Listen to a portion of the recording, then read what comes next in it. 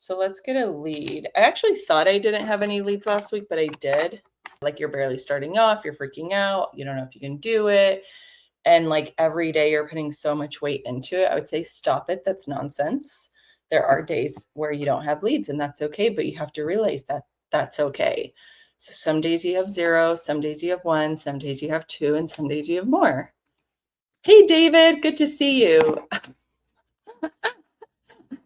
You already failed the 90-day challenge. What happened? I am currently at an open house and did one yesterday, so it wasn't all laziness. Hey, that is actually very good that you caught yourself in that. Yes, doing an open house, that's perfectly fine. You still worked, right? My personal opinion, I don't like open houses. I hate open houses. I don't like to do open houses. And I've told my husband, I said, I would rather sit on the dialer.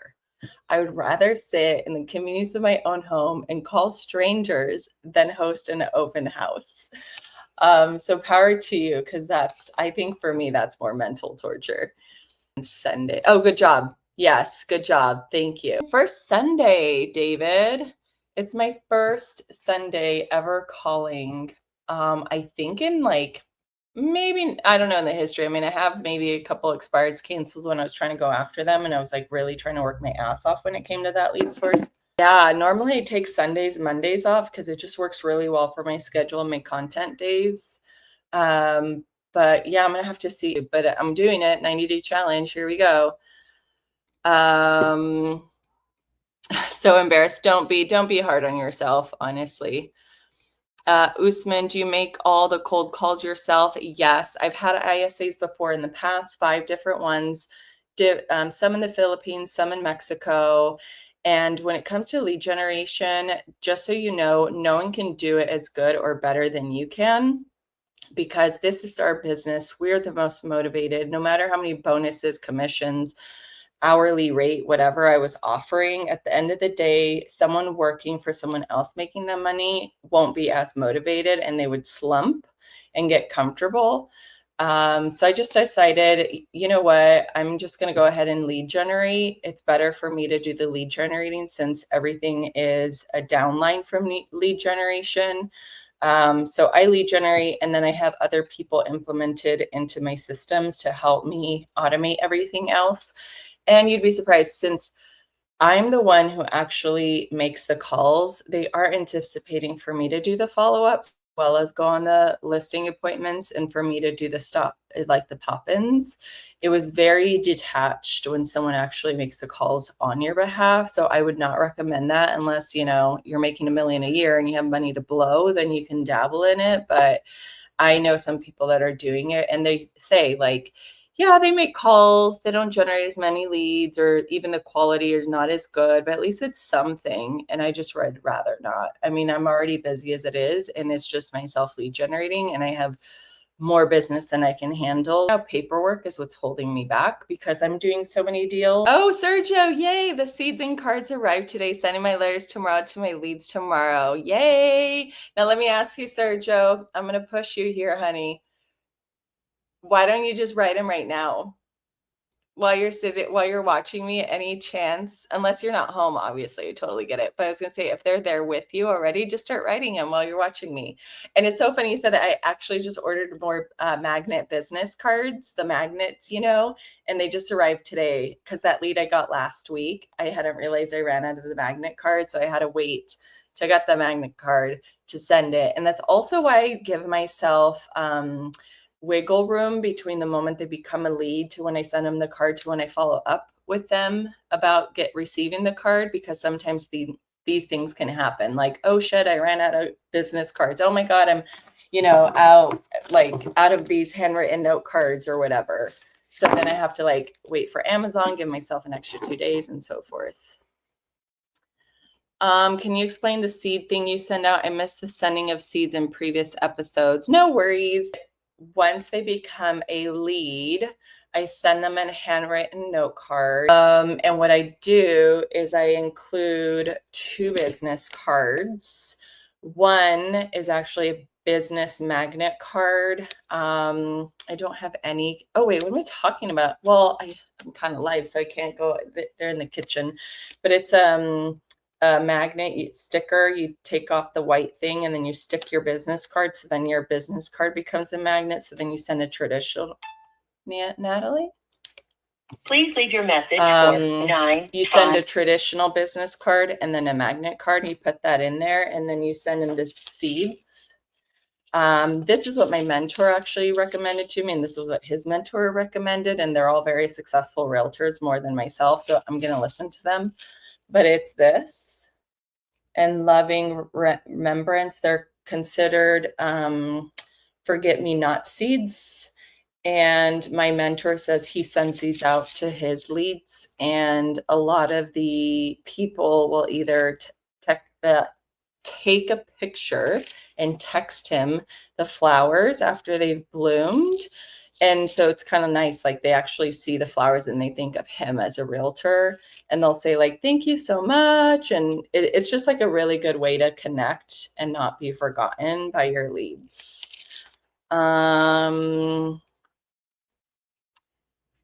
Let's see. Forgive me, Usman. I'll come back to yours in a second. I will. I just can't send them forwarded to voicemail because I need to get stamps. I would say just prep them. I totally get it. So I always have a booklet. That's what they're called, a booklet of stamps. And I fold them into my wallet. And so I prep my cards and I do everything, the card, then, close it, put the address. And then like when I'm on my way to the post office, whatever, I put the stamps on the envelope and I just drop them in. And I usually, the best way to get the stamps for me has been at the grocery store. Every time I go to the post office, they're restricted on their hours and there's always a line and it takes forever. Whereas when I go to the grocery store, has been forwarded to an automatic. They always have it no matter what day and what time. So I always go to the grocery store for my stamps because it's the same price anyway. Usman said, how do you manage all these things in a day and at the same time you upload videos on social media? Where does so much energy come from? I really appreciate all your hard work. May you succeed in your challenge. That's actually very sweet of you. I don't know where it comes from either. I'm a wife. I'm a mother. I'm a homeowner. I have dogs. I run my own business and I'm pretty much by myself aside from like my support team that I've plugged in. I'm really crazy. I work a lot and that's just who I am. So, I mean, those of you who've been watching me for a while know I'm crazy. Like I stack more on my plate than I just do. It's who I am. So thank you. You're so sweet. Yes, go to the store today. Yep. Perfect. Go to the store. I'm like, hey, I need a booklet of stamps. Thank you so much. I love the thank you card with a Magnus business card and seed. Thanks for the value of providing to all of us. You're very welcome. And you know what? I can't remember if you were here yesterday. I apologize because, I'm doing these every day. So I'm starting to lose track of my days. But I just have to say, I'm so proud of all of you for taking action. Like Sergio's getting momentum. David, I'm sure you were as well. Lady Noel as well. So many people are like taking action, already starting to get leads. I mean, look at Sergio. He's already like sending out cards to his leads. And the exciting part is like you start and then you start sending the cards. And then there's a point in time, I promise you, where you're like, oh, am I doing this all for nothing? And then all of a sudden you get a text or a call from one of your leads who asks you if you can come over. And then you're like, oh shit, it works. It really works. And majority of my clients reach out to me, like majority of my leads reach out to me, inviting me and asking me to come over. Beautiful thing. And I just could not have it any other way. I mean, obviously there's like the canceled and the FISBOs and you're like chasing and convincing and you're forcing yourself through their door. Can I please come over? And you're forcing them to sign. It's hilarious for my listings. Sometimes I'm like, oh, I'll just send you the paperwork later. They're like, okay. Like, I don't even force them to sign. And then sometimes they're like, oh, Adela, can you bring the paperwork so I can sign? Yeah, totally. So that's actually why I love doing this and showing everyone how different real estate industry could really be for you. Get through here. Can I join your team because your behavior looks super great and I really like it? I don't have a team. I just have my transaction coordinator, my husband, my real estate attorney, photographer, that kind of thing. Honestly, trying to show, improve, and I guess maybe be like a experiment as far as to demonstrate to others that you don't need to be on a team. You don't need a team to succeed, and more importantly, to make $1 million a year. So that's where I'm headed. That's where I want to be. I am in my mentor, thankfully, he does make more than $1 million a year. He does have a team though. He has, I think, like 3 or 4 now, but 2/3 of the business is him. I think he did like 200 homes last year by himself, something absolutely insane, but he's been doing it for more than 10 years. So that's actually why I'm working with him. So Sergio said, I only got 2 contacts yesterday out of 50 dials. It was nice outside, so everyone was probably out and about. Oh, contacts. I thought you said leads. Sorry, I only got 2 contacts yesterday out of 50 dials. That's fine. It's okay. It happens. And I probably bet you're maybe on the single line dialer, but so was I, and that's fine. You know what though, Sergio, I have to say, the amazing thing is that you actually put the work in. You did the work. Most people won't do the work, but you did it. You sat yourself, you were consistent. You're like, I'm doing this. You were committed and you did it. And that's that. So power to you. And you know what, Sergio? If I end up with like no one picking up today, I'm still going to do it again next Sunday. I'm like, I will not have this. This is nope. I will say this right now. So I could come up with a bunch of excuses right now. I could say there's a massive Fort Lauderdale Tortuga music festival and everyone is there, or it's Sunday and everyone's out and about and having a great day. You know what? It doesn't matter. Like the difference is I'm still sitting here and I'm still dialing. Like I'm relentless, and I guess maybe stubborn. And when it comes to business, I'm like, hell or high water, I'm going to make this work. And that's also why I didn't leave the real estate industry when like all went to hell in 2023. And like real estate agents have been suffering. And even though it was very difficult for me for 2023, I was like, nope, absolutely not. No other option. Like, it doesn't matter if I go into $100,000 worth of debt. Like, I need this to work. And I went like a mad woman and I just started calling like crazy when I first started. And I wouldn't say calling like crazy, but I would say when I really got into it, I was doing the single line dialer. I knew Blake and Marlene then, and I was calling like 3 to 4 hours a day. And they thought I was crazy. They're like, Adela, you're working so hard. I'm like, you guys, I need results. And I just kept going, like head down. I wasn't doing it every day like this, like a 90-day challenge, but I was doing it like 4 or 5 days a week, calling for that many hours. And obviously there was light at the end of the tunnel. And it's been absolutely wonderful since. So I know it's doable. I know it's possible. So I have been on the Mojo dialer. And people are not answering, and that's a-okay with me because we're going to switch it. We're going to do the double line dialer on Mojo.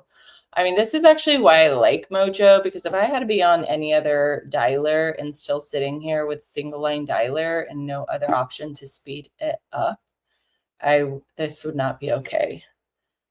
So let's go ahead and switch it. We're going to do the 2-line dialer. I remember, and maybe I'm curious if you guys feel this way, but I remember every single click on Mojo would take me forever.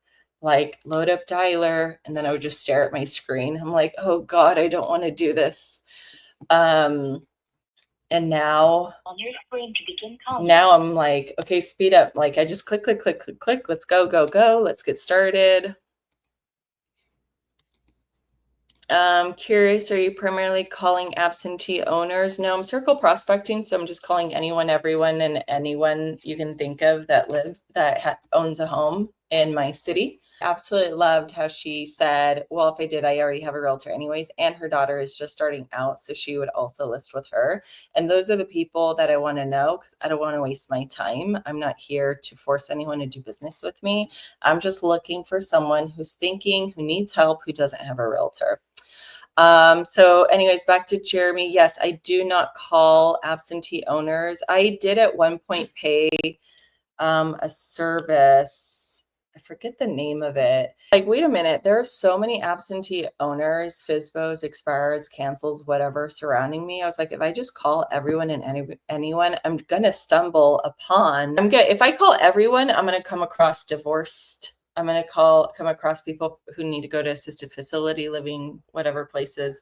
I'm gonna call expired and canceled, which I stumble upon them. I'm going to bump into absentee owners. I'm going to bump into downsizers. So instead of like picking a specific niche, I was like, I'm just going to call everyone because everyone has their own reason for selling. Sergio said, I just checked. It was 119 calls in 1 hour and 9 minutes. So I love the fact that you called for a little over an hour and the fact that you got 119 calls. That is terrific. I completely understand that you only got 2 contacts yesterday, and that's fine. It happens. Definitely like brush it off and just keep calling. The only thing I am curious though is if you have already whitelisted your phone number with Mojo.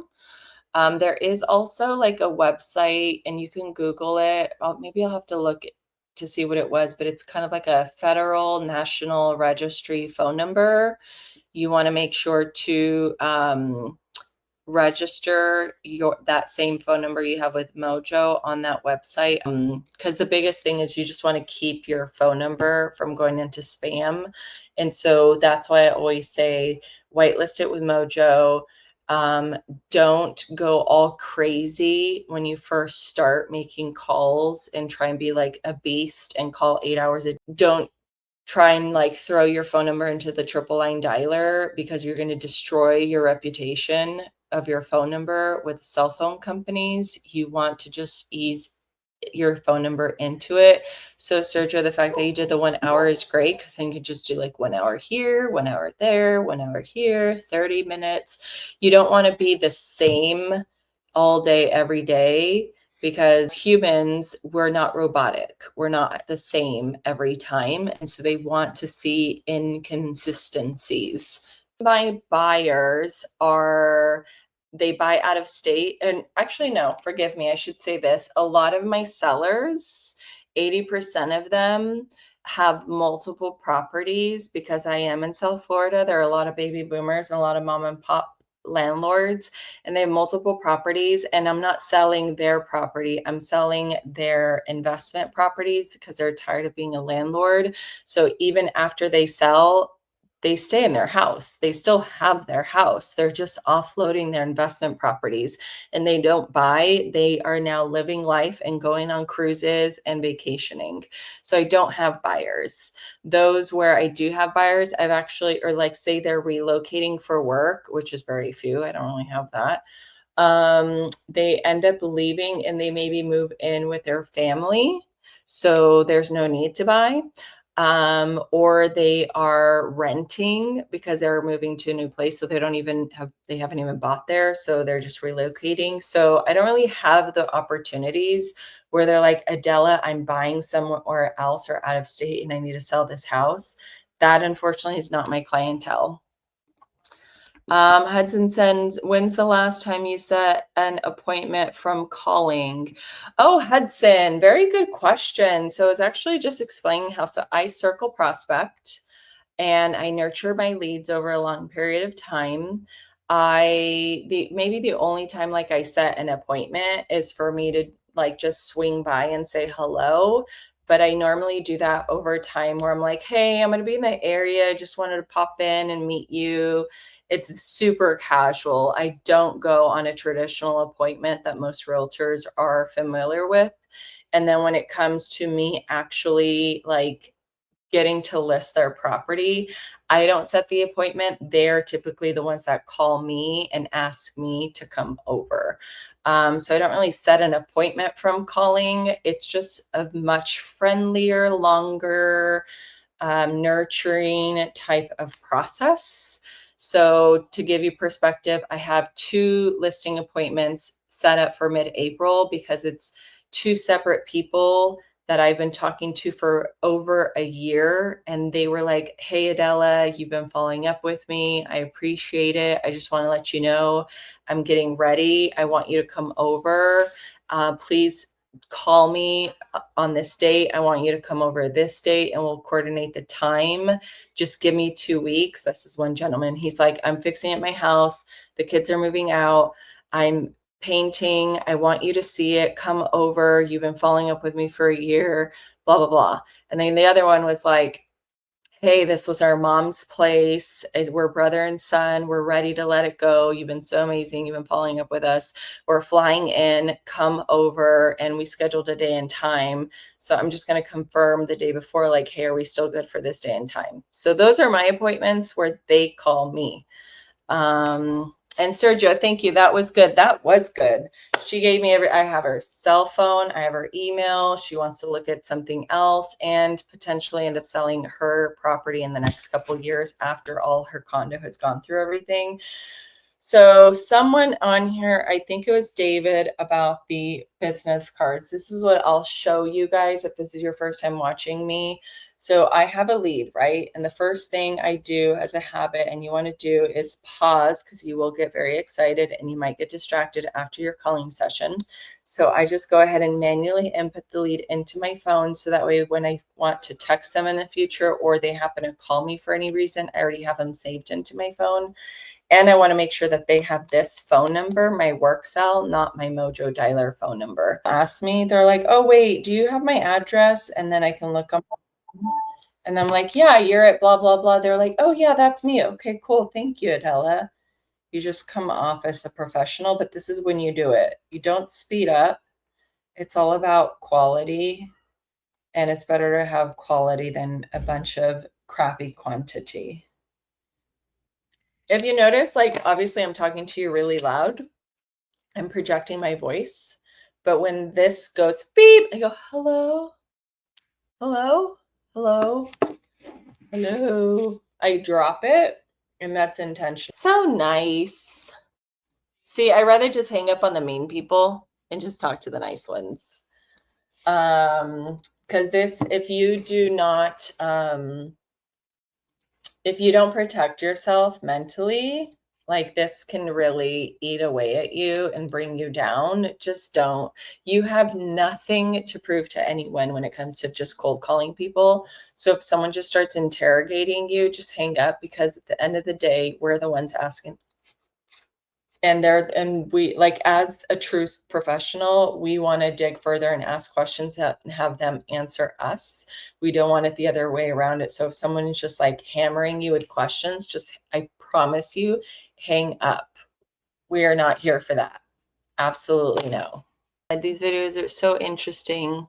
So my name's Adela. I'm a realtor in South Florida, and I cold call. I circle prospect, meaning I call everyone and anyone looking to see if they're going to sell. And I've been doing it consistently since September 6, 2023, and I have been successful. So last year in 2024, I did 101,000 GCI. And then for 2025 first quarter, I did more than that.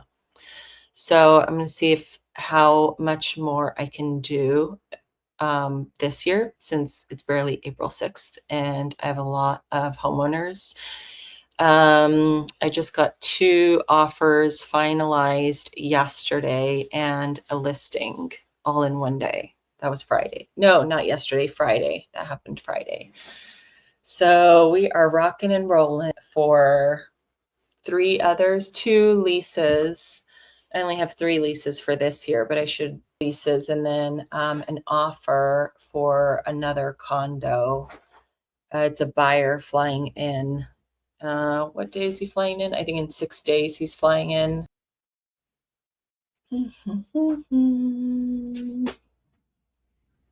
They can't see me. Yes, they can.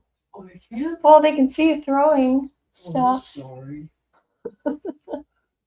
So what happens when you work in the corner of your bedroom. All you need is a phone and a laptop to succeed at this. Do you have to pay extra to dial more than one line at a time? Yes. Yes. And I believe it's about a $50 difference a month. If you are just starting out, I don't recommend you doing that right now. Just start with your single line dialer because you want to get into. Hello, Barbara. Please leave your message for you want to start getting used to Mojo. You want to learn to be consistent with your cold calling efforts because even if you have a triple line dialer, if you're not doing this consistently, you're not going to start seeing results. You are, let's see here. So you can do the single line dialer with Mojo. I like to pay for the $25 recording feature just for safety and security. Because you never know who you're going to call. And I know some people are so weary of cold calling. Hi, this is Sherry. I can't get you the phone right now. So the $25 a month recording feature also helps in case you forgot to put notes regarding your call, and you can always go back to it and just listen to refresh your memory, especially if you're doing like phone number your follow-ups. 95. And then just pay the $10 a month for a phone number through Mojo and make sure to whitelist it.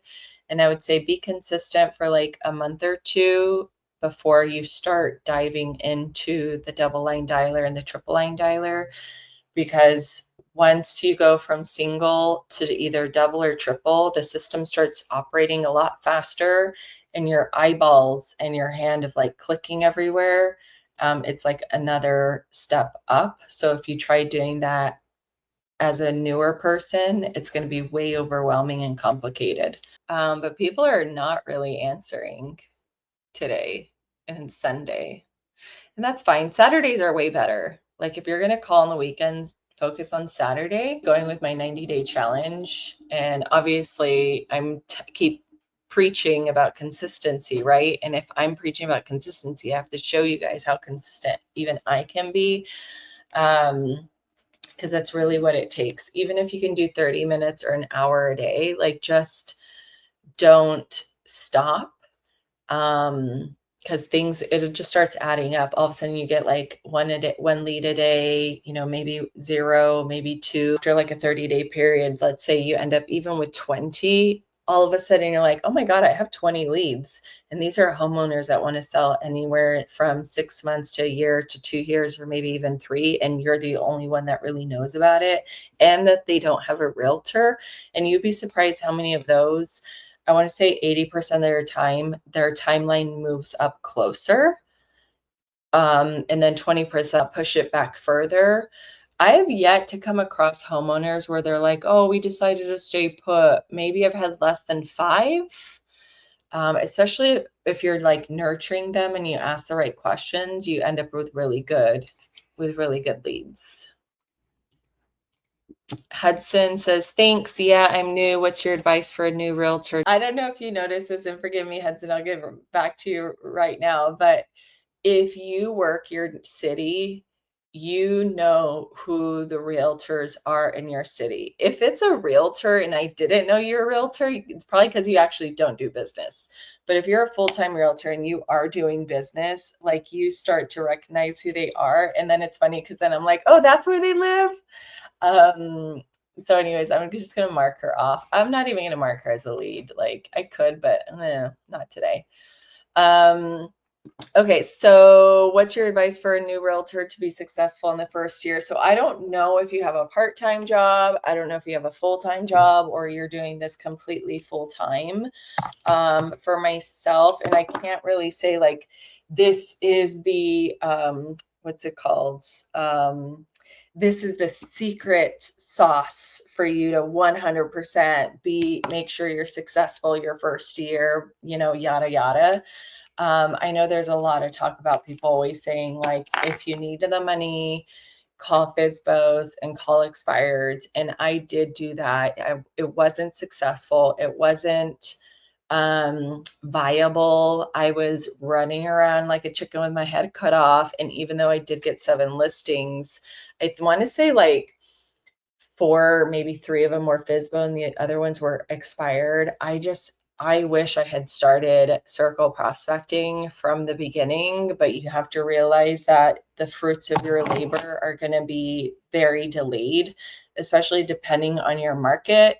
I don't know where you are located, but I'm in South Florida. And our turnover rate in general, and this is just statistics between realtors and brokerages and our market, most people sell their properties every 2 to 3 years here. So there's a high turnover, whereas the national average is 5 to 7 years. But then there are other realtors I know where they're in particular residential areas that people live in their homes for 10 to 20 years. So I would say if you are new, ask around, figure out what that turnover rate is so you can have a better perspective of how long it might take for you to really get leads going and churning and like actually listing.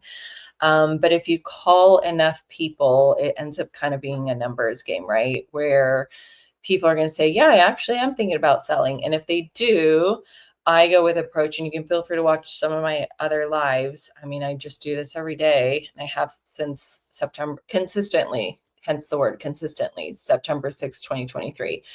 And it was a grind where I was just calling. And then I finally got my first listing from that in March 2023. And then all of a sudden I started getting another listing. And now it's a total snowball effect. So for January, I took 3 listings. February, I took 5 listings. March, I took 5 listings. In April, I think I'm going to be doing 3 listings. And that's all from my 2024 cold calling efforts. So I don't know if you're doing this full time, but I would just say it's all consistency.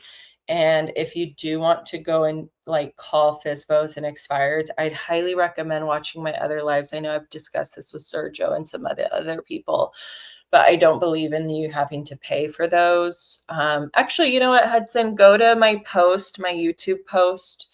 I show you how you can get FSBO leads for free on Zillow, where to go and set yourself up. I did that for myself, although I have to look into it because for some reason I'm not getting the emails. I think I kind of, it went to my spam or something. And I haven't even checked because I've been so busy.